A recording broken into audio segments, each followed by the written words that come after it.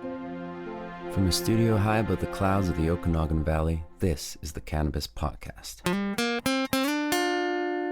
Exploring the world of Canadian cannabis culture, one toke at a time.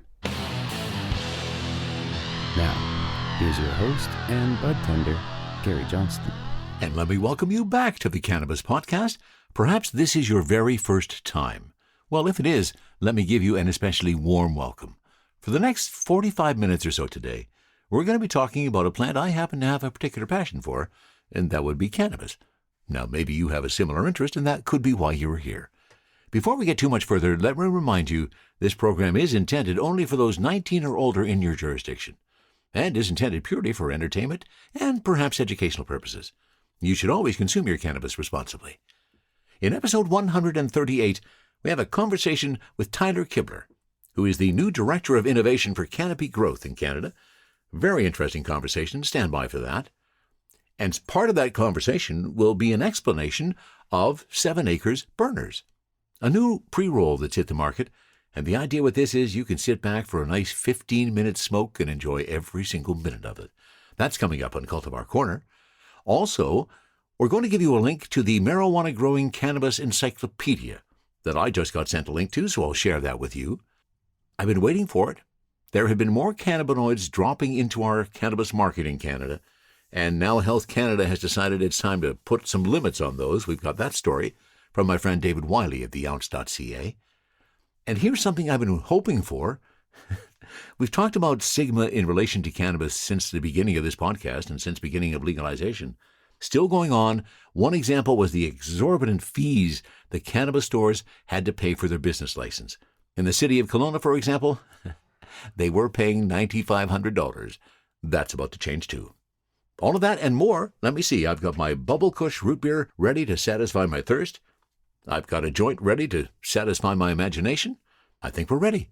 This is episode 138 of the Cannabis Podcast. If you are a regular listener of the Cannabis Podcast, you realize that on occasion I am wont to share some of my personal life, especially those moments that really matter. I came from the hospital tonight before recording this episode, and in the hospital is my brother Bill, so I'd like you to join me in giving Bill lots of good thoughts. He's going to get better. He's going to get through this, experiencing some of those things that many of us do as we get older, that unfortunately we can't control all of those things. He's in the hospital here in Kelowna. We got a chance to go see him today. Both my boys, of course, Ian, who you well know, my other son, Sean, who I don't talk about as much, but I love him just as dearly. Both got a chance to go see Bill, and he really appreciated that. He's going to get through this. We love you, Bill. We want you to get better. There's got to be another opportunity for us to share a joint when you listen to the Cannabis Podcast. And now let's get to our first story of the day. And here is an opportunity for cannabis stores, in at least Kelowna specifically, to finally save a bit of money on their license fees. This is a story from a local news outlet called Castanet.net. Cannabis retailers in Kelowna have been paying some of the highest municipal business license fees in the province, but that's about to change. There are currently 18 licensed cannabis retail stores operating within the city of Kelowna, and each one has been paying an annual business license fee of $9,500 since cannabis was first legalized in 2018. This has been in stark contrast to the $650 annual fee a liquor retail store pays in the city, while most types of businesses pay $160. With his license up for renewal later this month, Dan Lepine, owner of Cannabis Corner Kelowna, reached out to Castanet last week to express frustrations with having to pay the exorbitant fee once again. But City of Kelowna Planning Director Ryan Smith says local cannabis retailers have paid their last 4-digit business license fee.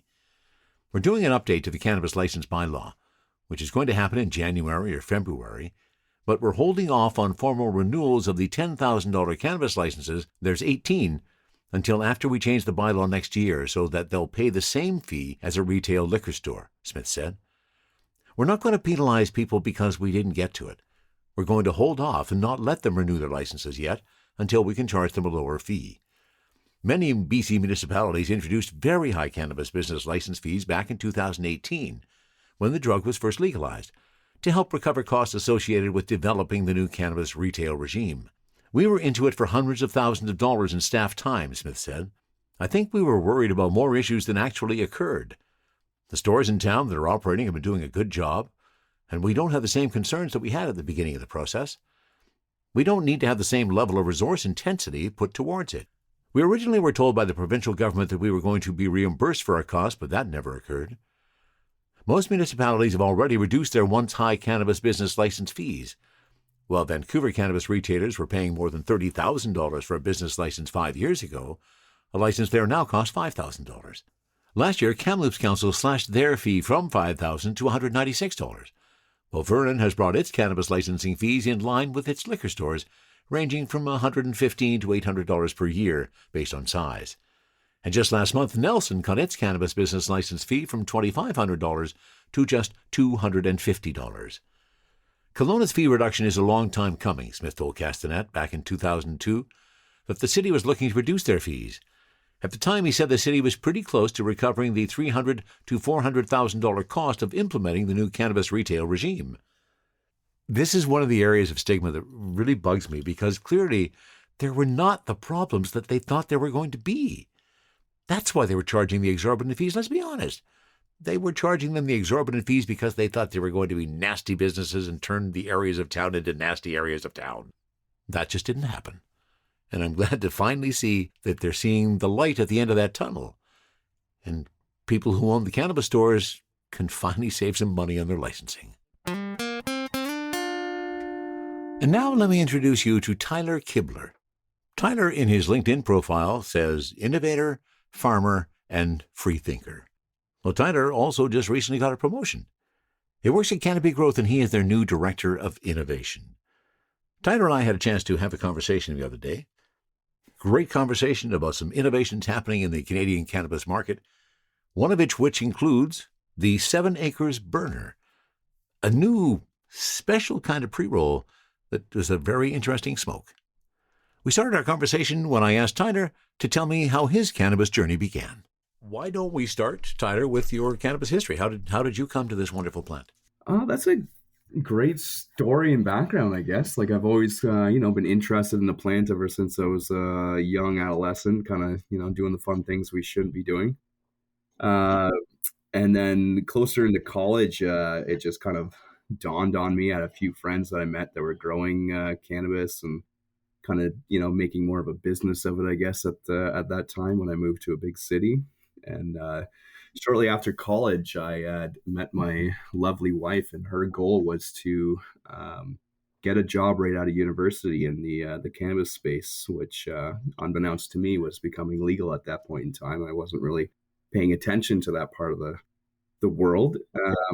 So then I think this is in about 2014, we moved to BC, and my wife got her first job out of university with an MMAR grower out in Maple Ridge there.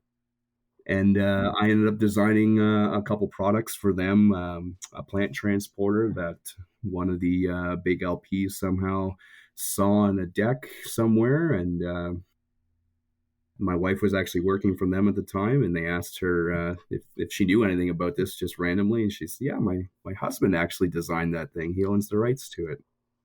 Kind of long story short, I ended up getting a job with Aurora back in 2017, and kind of really kickstarted into the legal cannabis space at that point in time. In your role as Director of Innovation for Canopy Growth, which you just moved into, you're kind of fresh in that role. Are you still pretty excited and just can't wait to put all those innovations to work? Yeah, absolutely. It's it's kind of a daunting task to have such a diverse portfolio and kind of picking and choosing where we need to play and what we need to do to win as an organization. But it's unique, right? Like cannabis seems to be as old as the plant is, and how people have been using it for thousands of years. There's still just new innovative stuff that's still yet to be done, and things that are coming in from other countries that we're learning from. So it's a neat space. It's incredible, actually. But yeah, it is. It's a fascinating space to be in. So what's the exciting factor for you in that, Tyler, of working on these new innovations? And again, I understand that you can't share a bunch of what you're doing because it's proprietary and all that. Yeah, but share as much as you can in terms of the excitement of what you're doing right now. Yeah, absolutely. Like, maybe I'll take a small step back. Like, what really got me so excited, I guess, on the innovation side of things is, back in 2018, before extracts were kind of totally legal, right? We had oils and soft gels and stuff, but you couldn't have vaporizers and edibles until 2019. My innovation brain kind of went off, and I was chatting with some regulatory folks, and we found a bit of a loophole that we can make a vape cart that was child safe and had a little push down and screw turn lid on it, and we could sell that under the current regulations as long as it wasn't attached to a battery. So long and behold, we sold the first vape pen legally the day before the 2019 regulations came in, and that kind of like thinking outside of the box and kind of really understanding the regulations helped me just realize what the options are, right? Like not everything is black and white. Everything is kind of up for interpretation, and there's always different ways to do different things. So that kind of like really just drove my head around like, wow, there's so much more possibilities that things that we can do.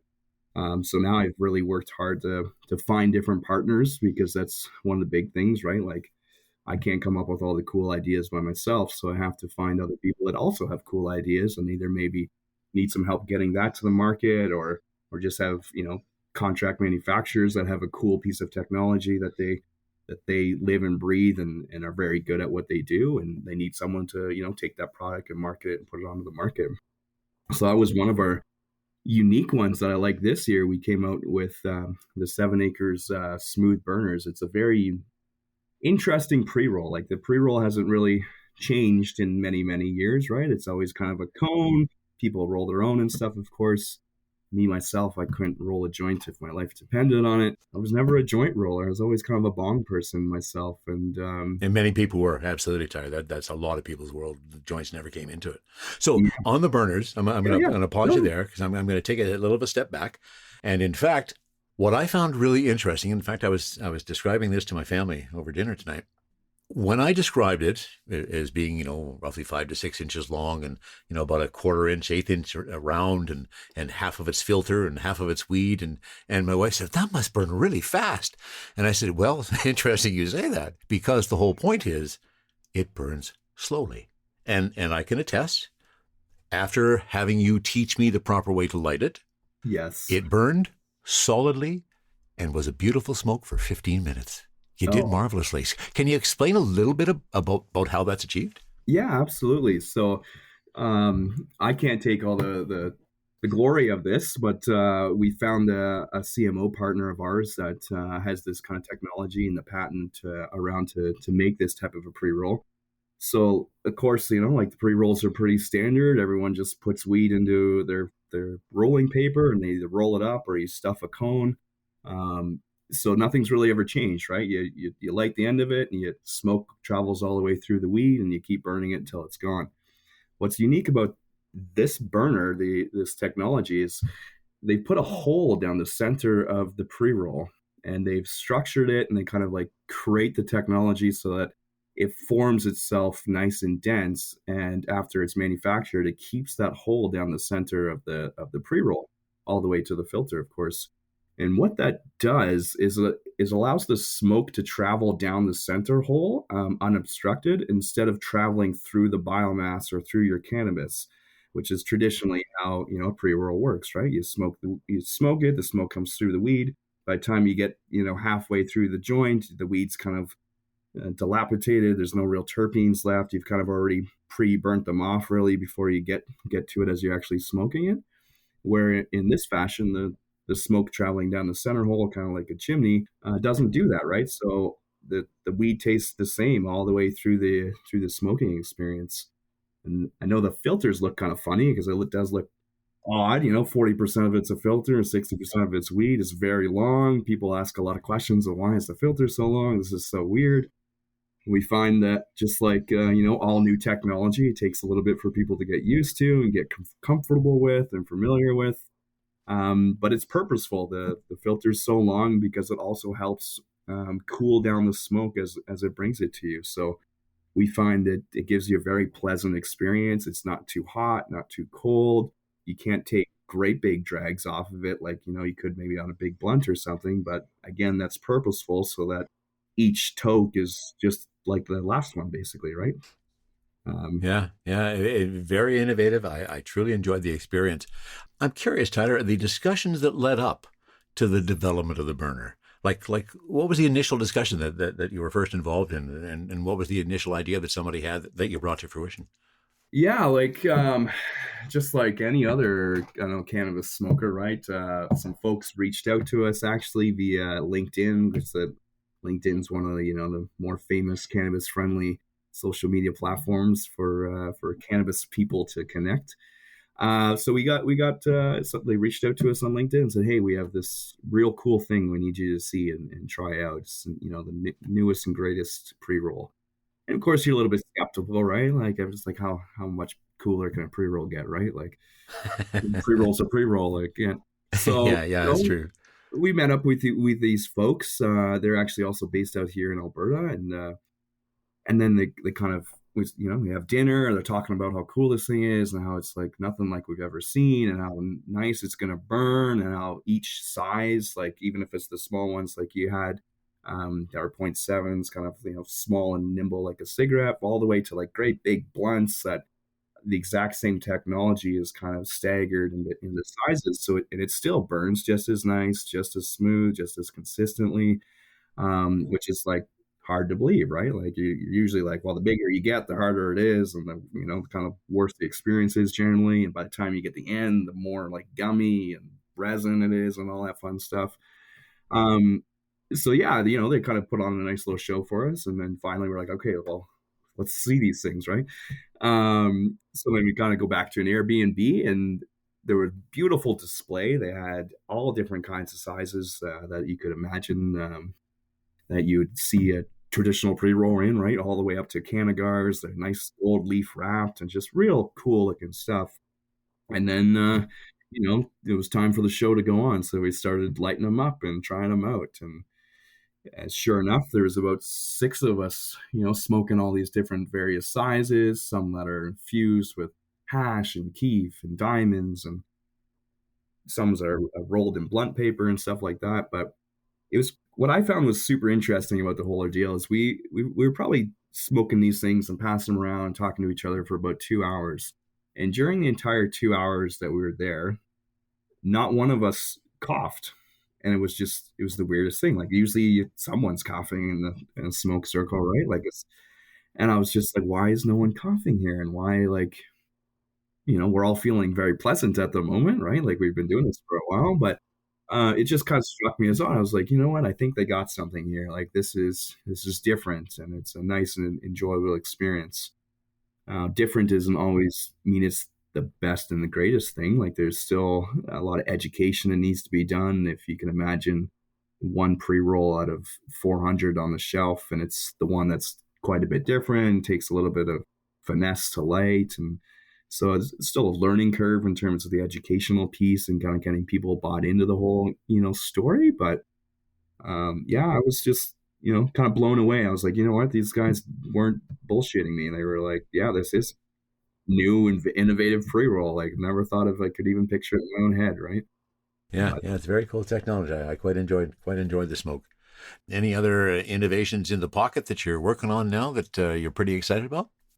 oh, there are quite a few. I would say in the vape world, we have quite a few vapes kind of launching in between February and April. Unfortunately, as exciting as they are, they're not launched yet, so I can't publicly speak about the fun jazz. But I do have one pretty neat product that we launched in PEI, of all places, at the beginning, just because it timed well with their holiday launch there. So we launched a product called 7 Acres Smokehouse Hash, and what it is we actually um, we pressed hash and created a nice gummy hash using a little bit of bubble hash and keef. And then Hmm. one of our guys on the floor, who's kind of our engineer and hash guy, he kind of came up with an idea, and he says, "Why don't we try smoking this stuff in a kitchen smoker, and add a bit of flavoring to it, right? Like everyone's adding these botanical terpenes and all kinds of Yeah. flavoring agents to get like candy and bubble gum and all this stuff." And we thought, man, that might be a cool idea. Maybe that, it's more natural. It's something Yeah, people know and use, right? So we tried it out, and it tasted really good. So we ended up, smoking it for about an hour at very low temperature, just enough to get the aroma basically infused in the hash. And we started with sure. hickory. We're doing a rotational skew, so we got plans to do like maple and cherry in the future, but it ended up doing really well. It's consistently the top three selling SKU in PEI at the moment with their holiday special. That is really Yeah, cool. it's Yeah, I like the we never would have idea. thought about, right? Like No, like no. just weird combinations like that ended up tasting good. Kind of it's niche, and so it's also launching in Alberta here. I think it's landing in the next week or two. It'll be available, and then we'll roll it out to BC in Ontario. But Stoners do have very innovative ideas when you listen. yes, when you listen and you got a group of stoners together, absolutely. Somebody has to be listening and perhaps writing it down so you remember the next morning. Yeah, yeah, So that brings up an interesting question, Tyler. You talk about different provinces. What's the difficulty for an organization like yours in looking at all these different provinces and bringing these different products to market? yeah, absolutely. That's a great question because I'm sure the general population and folks don't think about this at all, right? Each province has its own unique set of regulations on top of the federal regulations, and each province has its own way that they purchase products and that they have listing windows, right? So the OCS has 4 listing windows a year. The listing windows are about 6 months ahead of the time from when the product launches, from when you basically pitch the assortment of products to them. So you have to kind of be, planning further in the future, of course, of what you're planning to, have in market come 6 months from now. But every province is on its own schedule, so you can't just plan like, okay, we have this plan in January, we're going to launch in June. It's always like, well, that works for Ontario. Quebec has 2 windows a year that they take, and sometimes if it's very new and innovative product, they'll take it outside the listing window, but not all the time. And then sometimes they have their own sub things that they have going on that they're trying to like boost their market with.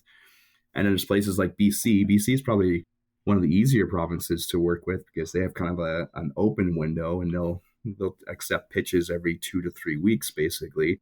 But they want your product right away. Like after you pitch it, you need to be able to supply the product within 6 weeks. So it's kind of like you need to have your stuff together and like already basically making the product.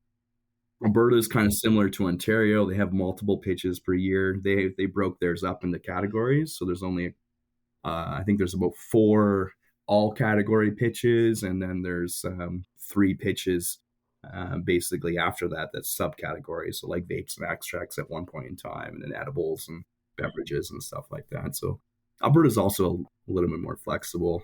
And then there's Manitoba and Saskatchewan, which are direct to retail, and it's a whole different ball game. They also will take stuff at any given time, but you're not pitching it to a provincial board anymore. You're pitching it directly to retailers, which there's 20 or 30 different retailers in those 2 provinces alone. So you're kind of having 20 or 30 different conversations, and it's and the Atlantic Canada has also got their own kind of schedule of when they take products and which products they're willing to take. And it's just such a dynamic market. It's not just, one product fits everybody. Each province kind of has their own wish list at any given time, certain things they like BC is really more forward with 510 carts and versus like all-in-one vapes, where other provinces are a little more open to all-in-one vapes because they want the consumer to kind of own that experience, which is kind of the difference between 510s and all-in-ones. I know not the greatest thing for the environment and stuff, but you can control the consumer experience much better with an all-in-one vaporizer, which is kind of why they're successful versus a 510 cart. You have no idea which battery you own versus the one I own or the one we tested with. And will it work? Yeah. And yes, and will it work? Is it what temperature or what wattage is your battery going to? Is it a single wattage or is it 3 watts? Like anyway, I know we're kind of like derailing off the provincial thing, but yeah, working with the province is it's a tricky finesse, and luckily we have lots of salespeople that are kind of very regional, so they know their region well. They kind of know what those retailers in that province wants, and it's just a very dynamic, ever changing. Yeah, and as you say, so diverse across our country. Have you ventured into Quebec at all? Yes, yeah, like this is all public knowledge. Like the Quebec listing window is open right now, and I think it was the pitch was actually last week for an April launch, basically, of their products. Quebec is again a very different market than the rest of Canada, right? They have a 30% potency cap, so whether you're a dried flower or well, they won't even take vape pens, but if now they're accepting infused pre rolls and concentrates, but you're limited to 30% THC, which is very difficult, right? Like if you're doing live resins or live rosins, typically you're 60 to 80% THC. So now you're kind of diluting it with CBD or doing unique things to bring that potency down to 30%, but still have a nice consumer experience. So Quebec's kind of its own like little Yeah, I've interesting always thought it province. was. Yeah. Yeah. And that just seems so odd to me that I can understand the 30% THC cap. If you're going to do that, okay, I can get that. But what I don't get, if you're putting that cap on and yet you're still allowing infused in, what do you expect to achieve with the infused if it's not above 30%? Yeah, right. You got a 29% flower pre-roll and a 29% infused pre-roll, right? The only difference is one with flavoring in it, probably, or something, right? Like, Yeah. And have you found that, Tyler, as you look across the country, the different provincial organizations, are they putting certain demands in terms of those THC levels out there? really, other than Quebec is the only one that kind of has that 30% potency barrier. The rest of them don't put I guess on the other side, I'm wondering is if there are those that want a certain level of THC out of your yes. Oh, product. that is very true. Yeah. So typically each province kind of has its own like list of what they're looking for a certain pitch window, and some of them might be high THC, which is nowadays high THC is like over 30%, and they call low THC is like 15 to 20%, which is crazy. Um, but they kind of really break it down for you in terms of like typically what their ask is, and then like where there might be still openings in their market, right? I feel like they do a good job of not really being too restrictive, because if they always just ask for one thing, then everyone's kind of like, now you're stifling innovation to some degree, right? You're kind of stifling genetics and stuff. Now everyone's just breeding for high THC, and so they're pretty good, at least, about kind of opening the window further from what they're generally asking for. But you'll see like a lot of them right now are kind of diverting back and be like, hey, now we don't have any CBD products on the market because everyone's driving high THC for the last year and a half. So maybe we'll open the door back out for balanced strains and for CBD positive strains. So we're kind of seeing a shift back into product calls asking for lower THC products or balanced products, which is nice to see. Of course, they still have a pretty large window for high THC products because that seems to be what sells today. But it's nice to see that at least like about 6 to 8 months ago, they like if you pitched a 1-to-1 strain or something that was like 17 to 22%, you were pretty unlikely to get it. But now they're kind of opening their eyes that not everyone needs to be, completely stoned out of their tree. Some of us like to do things while we're high and kind of like enjoy the Yeah. experience. Yeah. And some have realized that they don't need those 30% to achieve what they're trying to get anyways. So yeah, it's Exactly, true. exactly. Well, it's been a fascinating discussion. You've opened my eyes to a whole bunch of things about the industry works, the whole concept behind the burners, the innovation behind that. I don't know if you're ready for it, but it's time for my hot seat questions. Oh yeah. And I think you're probably capable of them. So, simple question. The first one is your favorite cultivar. My favorite cultivar, and I'm not even sure it's available by this breeder, but Planet of the Grapes by Hearst Organics.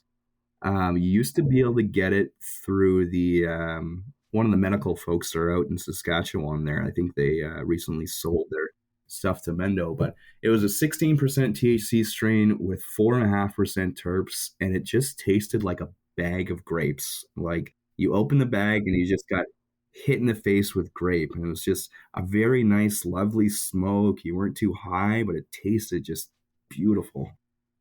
Oh, sounds delightful. Yeah, Do you cannabis prefer is joints or great. vape? Vape, because I can't roll joints, but I will buy joints. Okay, you'll buy joints. There's a lot of people who buy joints. And Yeah, thank goodness there are. The retailers would be in a whole different situation in our country right now. absolutely. Yeah. Oh, Do you have a favorite munchie, Tyler? a favorite munchie. Oh, funnily enough, one of my favorite munchies is grapes, because they're just like, they get you over That the seems kind of somewhat sticky mouth apropos. and stuff, right? And like you get a little bit juicy, and you can eat a whole bag of grapes and not feel like, Yeah. too bad about yourself. Edibles or flower? uh that's a good one. I would say edibles, honestly. I'm not My wife is much more of a flower person than I am. Since I left college, I just haven't been hitting the bong as much. So I very much into vapes and pre-rolls made by other people. Yeah, I get it. And I asked this question from people all across the country just to see if I get some different answers. And that's regarding what do you call 3.5 grams of cannabis? Do you have a word or a term that you use for that? Oh, a 3.5 grammer. We used to call them not an eighth, because that's a new lingo, but we used to, like, what did we used to call them? Like, it was like a quarter, a half quarter, which is like the weirdest name in the world. You are from Ontario? Yeah, yeah. I'm originally from Ontario. Yeah, Yeah, it was a half quarter. yeah. Yeah, exactly. And when I was a kid, I was like, why are we asking for a half quarter? Like, this doesn't make any sense. The first time I heard it, I was working at a store here in BC, and somebody came in and said, "Can I get a half quarter or something?" I went, "What?" What? I said, "Well, a half quarter." I said, "Well, that would be an eighth." And so then I like to joke that in Ontario they never took fractions far enough so that you can No, determine that it was an eighth. that's probably what it was too. Where we just stopped at a quarter. Well, I want half of that quarter. Exactly. Exactly. Well, lovely conversation, Tyler. Thanks so much for spending some time with me. I really appreciate it. As to the people listening to the Cannabis podcast, any final words? No, I appreciate you having me. And like, I've been long time listener of this, at least for the last 6 months. And just like, I love what you're doing, spreading the cannabis news to the masses in a nice, comfortable way. Just you keep doing what you're doing. You have a beautiful podcast. I appreciate that, Tyler. You enjoy the rest of your night. Yeah, thank you very much. Take care. From the cannabis-infused studio in the clouds, this is the Cannabis Podcast. And we're going to go to the ounce.ca for our next story. This written by my buddy David Wiley. CBN, THCV, among those hit with Health Canada limits. As cannabis producers flirt with higher amounts of minor cannabinoids in their products, such as CBN, the federal government is firing a warning shot. Health Canada says cannabis producers should be applying the same standard to different intoxicating cannabinoids as they do for THC. That means, for example, the total amount of CBN and THC added together can't exceed the 10 milligram cap per edible or beverage. CBN, which is becoming increasingly popular in edibles, is among Health Canada's list of targeted cannabinoids, as well as delta-8 THC and THCV. All have shown evidence of binding to and activating the CB1 receptors. For cannabis consumers, this means even tighter restrictions and further limitations to the kinds of products they'll see in stores. While CBG and CBC are also being increasingly marketed in edibles, they are so far exempt. We may revise this list as new evidence becomes available about these and other potential intoxicating cannabinoids, says the federal department's recently issued guidance document. There's evidence that CBN has a sedating effect. Some of the popular products currently in the Canadian legal cannabis space that include CBN are pearls and spinach gummies, as well as Kiva chocolates. They're often subtly touted as sleep aids. We understand that not all intoxicating cannabinoids may cause the same level or type of effects as delta-9 THC, says Health Canada. However, we don't have enough evidence to fully understand the effects of these other intoxicating cannabinoids relative to delta-9 THC, either alone or in combination with others. The government says that deliberately including intoxicating cannabinoids to cannabis products to circumvent regulatory controls could increase health and safety risks. As for compliance and enforcement, Health Canada says We strongly encourage licensed processors to follow the recommended specific controls for cannabis products, deliberately made with intoxicating cannabinoids other than Delta-9 THC. It adds, Health Canada asks licensed processors to undertake actions to address public health and public safety risks or non-compliance with the Act and the regulations. However, we may take enforcement measures, if required, in order to mitigate the risks to public health or public safety. And there you go, the minor cannabinoids now under the telescope of Health Canada. THC, CBD, terpene profiles, what's in me? Oh, please explain to me. Cultivar Corner, Cultivar Corner, oh yeah. Cultivar Corner, please explain this stuff to me. We're always looking for innovation in the cannabis industry, especially when we go to think about what we're going to do for Cultivar Corner. And I've definitely expressed my opinion about pre-rolls and the fact that from a cost perspective, they're not your most economical way to consume cannabis. But putting that aside, there are some reasons to consider pre-rolls. The product that I have in my hands today is a rather unique entry into the pre-roll world. It's early in the morning, that's why I'm not speaking clearly.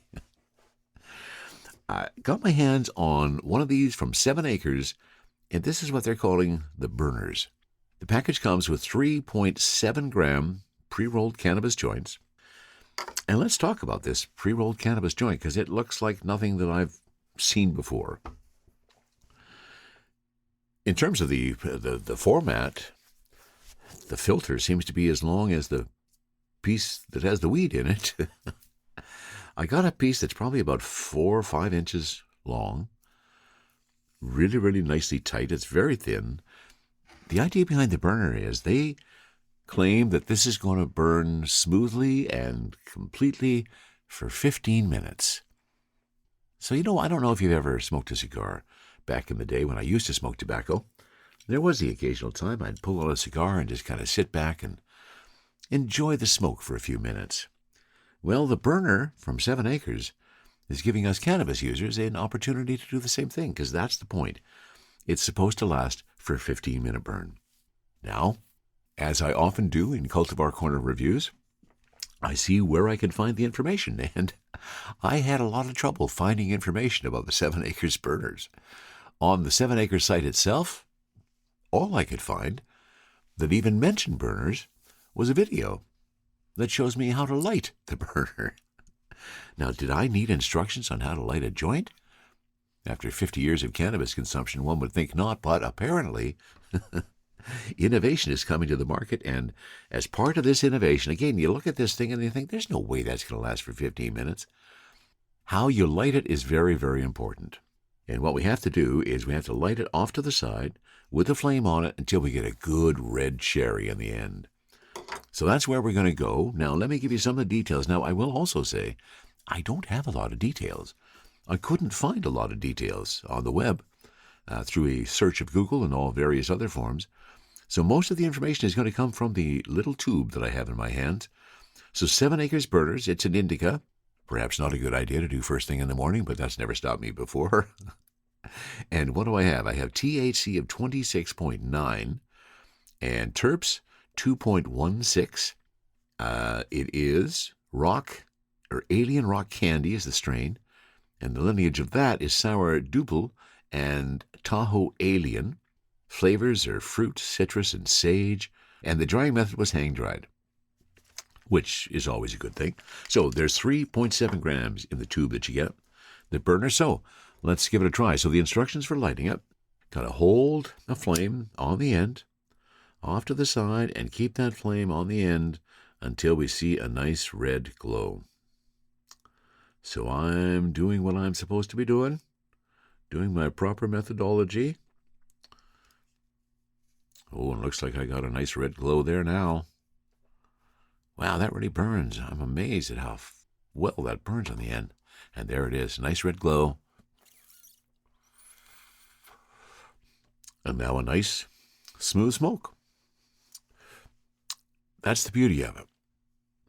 This, if it lives up to its marketing, is going to be here for me to smoke any time over the next 15 minutes as I so desire. Now, chances are we're not going to have the Cultivar Corner go for the entire 15 minutes until I finish the burner. That might be a bit excessive. But we will talk about what it's like getting there. A nice smooth smoke so far. Feels good in your hand. That filter is a nice stiff filter on top of where the weed is. And again, I still can't imagine this is going to go for 15 minutes, looking at how thin this joint is. Come back to it, take a nice pull, nice and even, no harshness, a nice even draw, so no plug on that. And I continue to come back to it. And every time I do, it's a nice draw, not a lot of work to pull off of this joint. Now, is a Saturday morning the best time to do a burner? I'm sure there are those that could debate that point and might suggest that a Saturday evening or a Saturday night might be a better option for this 29 or 26.9% THC indica. But I've never been one to do things the way things are supposed to be done. Because after all, if I'm doing a Cultivar Corner, I've got to do that the first thing in the day so you get a true representation of what it does. So here we go. And what's the effect so far? I'm really impressed with how slowly that is burning. I have no idea of what the innovation is that allows that to happen. And maybe we'll get a chance to find out about some of that innovation. But impressive so far. Oh, and I'm starting to feel some of that effect too. Yep, here comes a little touch of happy eyes. Euphoria kind of rising to the surface. Again, don't try to talk while you got smoke in your mouth, Gary. Which is a difficult thing for somebody doing a Cultivar Corner. I find it interesting the way the universe works. At the beginning of this presentation, I talked about the fact that this burner was intended to go for about 15 minutes and that we likely would not be able to deal with the entire consumption of that over the course of a Cultivar Corner, because that would take 15 minutes.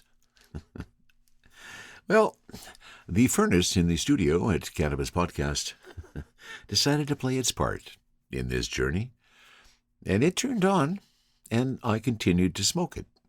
So there has been a period of about 6 minutes in the middle of this where I continued to smoke this burner. And I have to tell you, every single time I go to it and take a hit, it's still there. It is burning incredibly well, incredibly slowly. I want to find out the innovation of how they managed to do this, because this is burning incredibly slowly. And no joint I have ever rolled has lasted this long. And on top of that, I'm getting pretty buzzed. In those interim minutes when I continue to smoke it, and continue to smoke it now, each of those puffs adds a little bit more to my endocannabinoid system, giving me a bit more of a high. Quite enjoying it. Now, was it a good decision to do a long, heavy joint of indica to start your morning? Maybe not. I might be rethinking that one a little bit later as I lay down for a nap. You never know how that's going to go. In fact, this is a busy day today. I am off to help my son Ian, who you all know, of course. He's taking his driver's test today. He's ready to do it, and we're going to go out for a little run before I drop him off at the driver application place. So, 7 acres burner. If you're looking for something to just ease yourself into a night where you want to kick back, you could share it too. It doesn't have to be a solo smoke. It would work really well to pass along, and probably with multiple people going, it would likely still go for that 15-minute burn. So I haven't reached the end of it. And again, in terms of the cumulative time that this has been burning, it is probably darn close to that 15-minute mark now. So they have achieved their goal. The 7 Acres Burner, 26.9% THC on a 0.7 gram joint. A new kind of innovation. Not sure how they managed to do it, but they have. It's been a really nice smoke for a really long time. I think I'm going to have a good day. And as I am often wont to do, a bit of a follow-up. After I've been sitting here and this has been rolling around in my endocannabinoid system for a while, it's really nice. Yes, it is a heavy indica, really deep body relaxation, just loving the way my body is feeling right now. A bit of a headstone as well. That's not totally ignored, but definitely has moved well into the body. This is going to be a real nice day. Sharing stories about good weed while trying good weed. This is the Cannabis Podcast. And today I want to share with you a link that was shared with me. And this is from a gentleman that I'm sure many of you have heard before, Jorge Cervantes. I hope I'm pronouncing the name right. My Spanish is not really good. But Jorge has a tremendous reputation and built the Cannabis Encyclopedia. And he's published an up-to-date edition. And it's all accessible through the link that you will find back on the show page for the Cannabis Podcast. If he's going to share it, I'm going to share it with you too. And here's just the note from the homepage. Welcome to the Cannabis Encyclopedia, your ultimate guide by Jorge Cervantes. Hey there, fellow grower and cannabis lover. Dive right into the heart of the Cannabis Encyclopedia, a labor of love and decades of research. From the intriguing tastes of medical cannabis to the latest hacks in indoor growing, I've got you covered. And the cherry on top? I'm sharing all this gold with you on marijuanagrowing.com for free. And as I said, the link is included. You can find it at cannabispodcast.com or on the show page, which is with the show notes. Great idea, Jorge. Thanks for sharing the details. And of course, once again, let me thank you for being a listener. I truly appreciate the fact that you are here. Also want to thank my sponsors, Kevin and Jordana at buymeacoffee.com/cannabispodcast. If you feel so inclined and you like what you hear, you're welcome to go there too and you can buy me a doobie. Also want to thank my patrons at Patreon, Tony and Roger. Also getting ad-free episode access, Gage and Rob. Thanks so much for the support. I truly do appreciate it. And now let's end with another humorous thought. Apparently, smoking cannabis can affect your short-term memory. Well, if that's true, what do you think smoking cannabis does? That's it for episode 138 of the Cannabis Podcast. From the cannabis-infused studio, high above the Okanagan Valley, this was the Cannabis Podcast.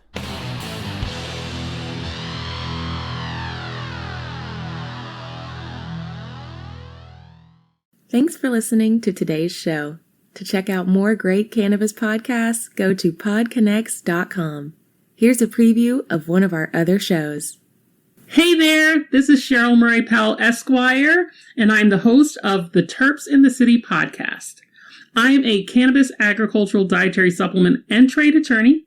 I'm also a hemp farmer, and I've been recently named to the list of High Times Magazine's top 100 influencers in cannabis. I'm inviting you to follow me along my journey as I move back to New York to support the adult use market there. You're going to get a chance to listen to conversations with some of my friends along the way. I look forward to seeing you at Terps in the City.